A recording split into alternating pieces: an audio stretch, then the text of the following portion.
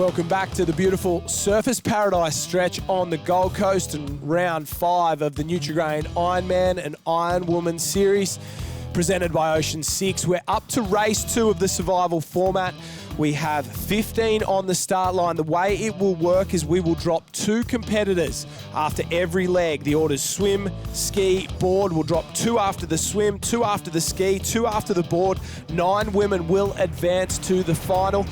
We'll explain more as we go on. The girls are on the line and ready to go, and expect them to run south. We've seen the women go once, we've seen the men go again, and it's race 2 time here, Jack, and it's all about who can, well, get themselves back together, calm the heart rate, warm down, get ready to go again, and then keep their head in these tough conditions. Well, the girls again, Josh, heading south of the course. We see a couple choose to go even further south. So with the start line being moved, the girls haven't had to run as far, but a few have decided to go even further. Must be local knowledge, because Kirsty Higginson, she went a long way down. That's Higginson down there. She's decided to jump in the rip, and it works so well for the men. I'll see how it works for the girls, but she's given up a big lead. There's 2 further south than her, really doing their best, and it's a long way to come back once they get through the break. But our pack starts to work its way under, Jack, and these girls have done the eliminator format before. 3 races, they drop the bottom few out, but this time you've got to survive this opening leg. 2 girls will go out after this swim, 2 after the ski, 2 after the board, and if you get off to a slow start, it could be all over before it even begins. Well, we'd be looking for the strong swimmers to go to the front here, the likes of Naomi Scott, Georgia Miller, trying to push the pace. I can pick up a Currumbin cap in there also, so that may be Prue Davies, potentially, a very strong swimmer from the Viking Club, probably from a swimming background, Prue Davies. And as the girls are nearly through that shore break now, we see one get dragged right back. So she was there with the leaders, didn't get down deep enough, didn't hold her breath long enough, and has now cost her valuable meters. Oh, as you said, swimmers going to the front. Georgia Miller, member of the Australian Junior Swim Team, 4x100 freestyle relay at the World Junior Champs, and she's showing her speed early on by going to the front and absolutely flying on the way out. Prue Davies hot on her heels there. Carly Nerthen's there as well, so the Currumbin teammates. Naomi Scott is doing a good job in the middle. It looks like Courtney Hancock in that white cap maroon star of the Northcliffe Club, and as they turn for home, it is still Georgia Miller out in front. Prue Davies on debut in the Ironwoman series, doing a great job as well, trying her best to use her strongest leg to her advantage. The girls are on the way home. They're looking under that arm for waves, and it can just slow them down because they're in the gutter at the moment and there is nothing on offer. Well, on the way out, there was a Burley cap joining Georgia Miller also. I think it would have been Tian Raymond, so a great setup for this first swim leg for Tian Raymond. Will keep her in the mix in this second Ironwoman race. Big swim from Raymond there as well. There she is working her way home, so nice and strong, and she'll use that strength to her advantage. Gemma Smith is there as well. Carly Nerthen just behind her. There's a wave on offer. A couple will get it. Nerthen will miss out. I don't know who else will pick it up. It looks like Geordie Mercer a little bit further back. There's one of the girls with the Northcliffe cap on at the moment. Kirsty Higginson maybe running all the way down that beach, didn't help there. Tiani Massey as well, sitting a long way back. And, well, Rebecca Creedy, who I would have expected to be in the first 2 or 3, is in last place on the way home. She won gold at the Commonwealth Games for swimming, but she is not swimming like a Commonwealth Game champion. No, a long way back, Josh, and we'll have to make a big move if she's not going to be in the bottom 2. Remember, the bottom 2 from this swim leg will be eliminated, so some of the girls are going to have to work very hard, and what we're going to see is a race within a race. Oh, it's almost over already. The opening swim leg, the girls are up and away, and Tian Raymond is our leader, so what a performance there from Tian Raymond. Georgia Miller's there, Brielle Cooper as well. Naomi Scott works her way up. Courtney Hancock, she's sitting there poised in a good position at the moment. So as we go through ones through, Danielle McKenzie's had a great swim. So's Gemma Smith. In second place, it's Georgia Miller there. Harriet Brown through in 3 at the moment. Brielle Cooper in 4. Prue Davies in 5. Naomi Scott in 6. Courtney Hancock's lost the cap in 7. Danielle McKenzie in 8. Gemma Smith in 9. And we're looking 13 will survive. So only 4 more can survive in this this opening leg. Lana Rogers, she will get through. And as well as Carly Nerthen, Tiani Massey survives as well. A great performance from her, and we're only looking for one more. So who will it be? Who will it be? It'll be Kirsty Higginson there. So a big performance from Kirsty Higginson to stay alive. And just like that, Rebecca Creedy goes, and Jordan Mercer, the 2014-2015 champion, she goes home as well. Well, you wouldn't expect out of a swim leg, Rebecca Creedy would be eliminated, and she is very disappointed with that swim and that performance. Jordan Mercer, also eliminated, Josh, will be kicking herself that she couldn't do more. Oh, she battled injuries all the start of the season this year, but there's no excuse for Rebecca Creedy. Have a look at Kirsty Higginson there. She picks up her ski, starts to head in. There's two on the line, and this is probably Higginson's best leg, and she's going to have to get a wriggle on, because after this one, we're going to eliminate two more. Well, that's exactly right, and you don't want to be stuck back on that ski. The quicker you can get yourself out and through this shore break, it will mean you're out into the open ocean, only then having to negotiate the back break. You can see how, we're in trouble here. One goes up and over. You can see how the girls accelerate when there's no waves. They hit that white water and get pushed back to the rest of the group. So a couple have to roll at the top. Brown's off there. Maybe Gemma Smith off as well. While Tian Raymond's swimming, and Georgia Miller at the bottom of the screen, she's swimming as well. It looks like Danielle McKenzie, she's powering up on the grey ski with a pink nose. Oh, there's girls going everywhere. Oh, left, right and centre. One gets cleaned up. Oh, ski goes over the top and smashes one of the competitors in the face. I think that's Gemma Smith copping it there. Tian Raymond's got a ski on her head. It looks like Naomi Scott's ski and Harriet Brown's ski, and neither of those two girls look comfortable at the moment. They're just trying to get a break from the relentless surface paradise conditions to get back on.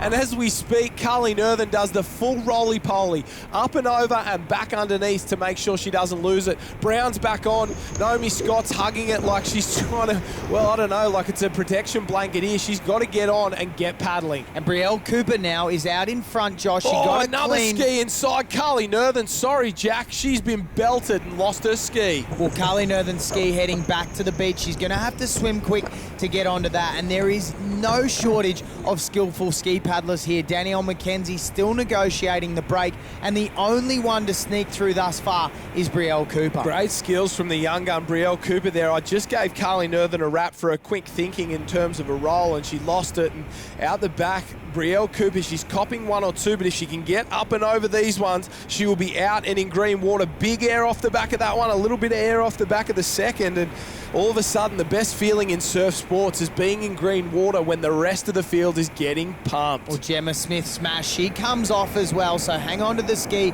get yourself back on, but there's still plenty of surf rolling through that is going to make it very difficult for Gemma Smith to get herself out with this group. Danielle McKenzie, no problems at all. Courtney Hancock, no dramas either. So she had more problems on the way in race one. She's been absolutely flawless on the way out in race two. Harriet Brown had massive issues. She had to roll a couple. She almost took a couple of her competitors out, but she's out in green water at the moment, as well as the rest of the field starts to work their way into green water. Brielle Cooper has done an incredible job to be leading after the second leg. Well, that's Kirsty Higginson starting to paddle up near Brielle Cooper, so closing the gap.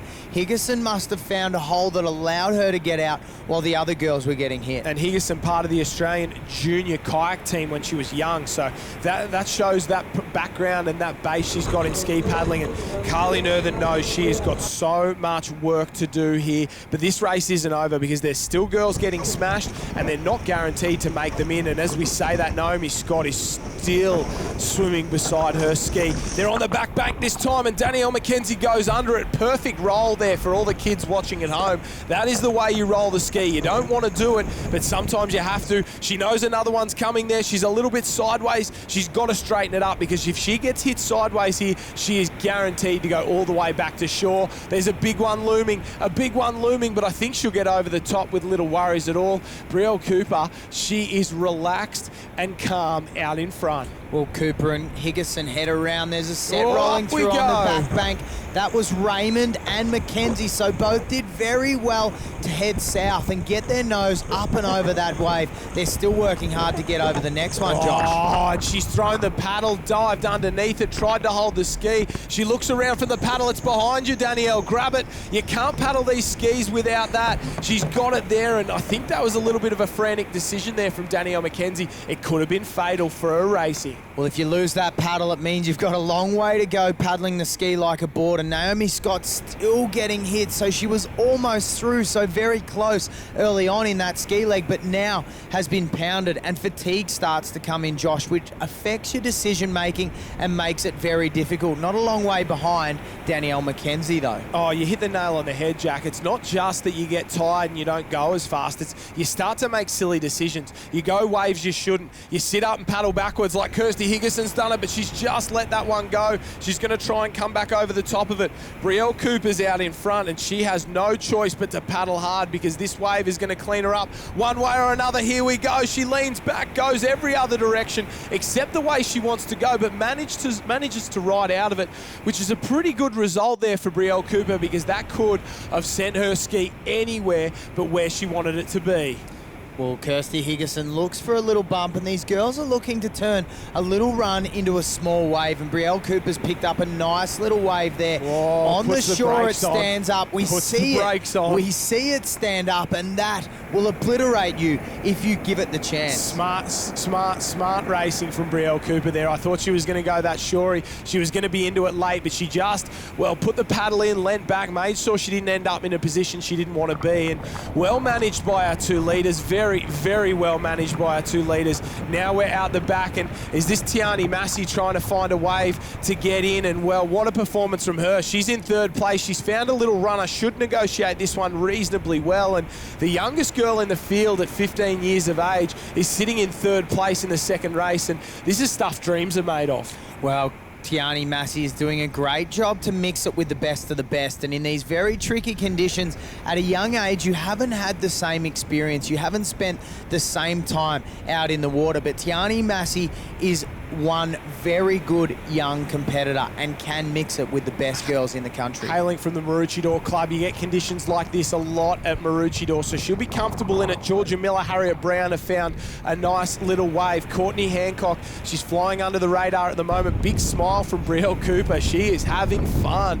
And why wouldn't you be when you're leading, well, one of these races in your first ever series? You've won 2 races in a row, and what a summer it's been from Brielle Cooper. Didn't make the final in the first round, so got 0 points. From there on, went on a run where she won 2 races and has had 2 very solid results since then. Harriet Brown's going sideways and she's been flipped off. Georgia Miller struggling as well, and well, Tiani Massey is having a day out. She's loving it at the moment, heading into the final leg here, and of course we're sending 2 home after this leg, so it's 3 through transition. Now we're looking for our top 11 to go into the board leg, so we've got 3, we're looking for 8 more.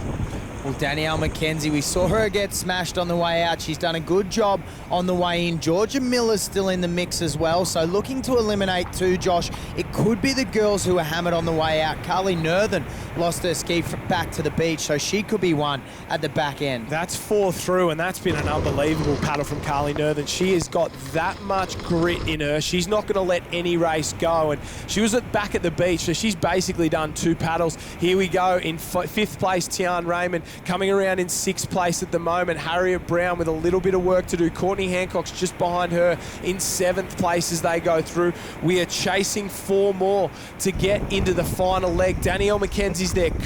Carly Nerthen, well, we spoke about her great paddle. This will be one of the most special results she'll ever have because she was out of it for all money. Well, if she can get herself through, Josh, it most certainly will. There's going to be plenty of girls hitting the beach at a very similar time. So Danielle Mackenzie goes up in 8th place. We see the others hit the sand now. Naomi Scott's still there as well, so that's 2 of the spots. Carly Nerthen, they don't know whether they're in or they're out, but all 3 of these girls will survive through through this round. So Nervin, Scott, Mackenzie head onto the board, and you can see Carly Nervin just turn the power down a little bit as she heads in and around. And then we've got a race into these girls. We're really going to see who is the last one to survive, because only one more spot or one more girl will go into the final board leg. Well, 3 girls remain, Josh. There is 1 spot left. Gemma Smith making her way back to the beach. She's a very strong ski paddler, but had a lot of difficulty negotiating the Surfers Paradise break. I haven't seen Lana Rogers or Prue Davies at the moment, so I think maybe those 2 are the ones in trouble.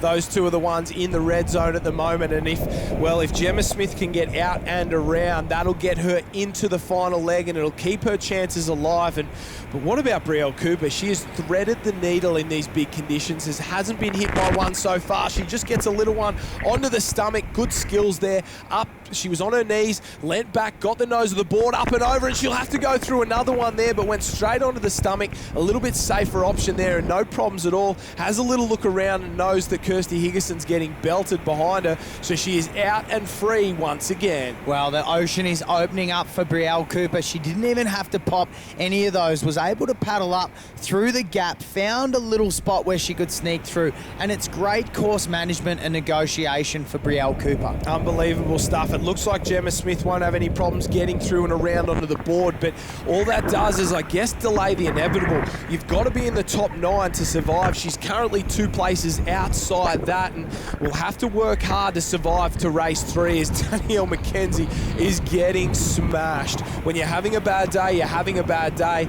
Courtney Hancock got a bit of bad luck in race 1, survived it, and she's coming back from that stronger than ever. Well, Josh, a little mistake from as a last competitor comes through, so the next 2 will be eliminated. Gemma Smith hangs in by the skin of her teeth. She goes through to the next leg to potentially stay in this event. We say goodbye to Prue Davies on debut from the Currumbin Club, and Lana Rogers, not the result she was looking for, but just couldn't get the job done on the ski. She will go home, and Gemma Smith survives for now. She's chasing these girls here. Danielle McKenzie working her way out to sea, and this break is relentless. It just continues to pound the girls, Naomi Scott's had a better run on the board than she did on the ski. I think she rolled maybe 10 times on the ski, almost lost it once or twice, and she's got a couple of her competitors to thank because they stopped it from going all the way back in the beach. They stopped it with their chest, and I don't think they were happy about it. Absolutely not, and we see that back break still breaking, Josh, and Danielle McKenzie and Naomi Scott are still yet to negotiate their way through that as Brielle Cooper heads for home, working the little lift she can get and looking to potentially pick up a good run back to the beach. She knows there's something on offer. Oh, a little one just washes underneath her, but at this point, she's guaranteed to be through. Sits up, makes sure she times this wave well, doesn't want to make any mistakes.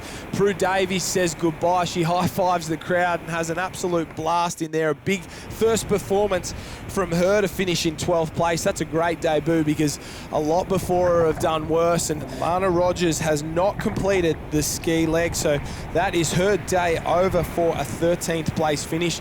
We're into the final board leg. Brielle Cooper's on the way home, and you can almost guarantee her a spot in the top 9 and the final race of the survival format. She survived better than most so far, but it is not over yet. Kirsty Higginson's been strong all day, obviously very used to the conditions. Cooper gets a little one. Higginson, she's on a wave behind her. A great performance there to come home, and the girls are on their way to race 3 of the survival format, but the real race is at the back. We want a top 9 at the moment. We're going to say goodbye to 2. Tiani Massey's done the job as well, so big performance from her. Only a young gun. Georgia Miller's there. She's cruising on the way home, so that is our top 4 at the moment. 4 girls look locked and loaded. We need 5 more for the final race, and Jack, I don't know where she's come from, but she's gone from being an age group competitor and one of the stars of her age group to being one of the best iron women in the world. Well, absolutely. Brielle Cooper has been on fire this summer with 2 wins. She's certainly setting this one up for another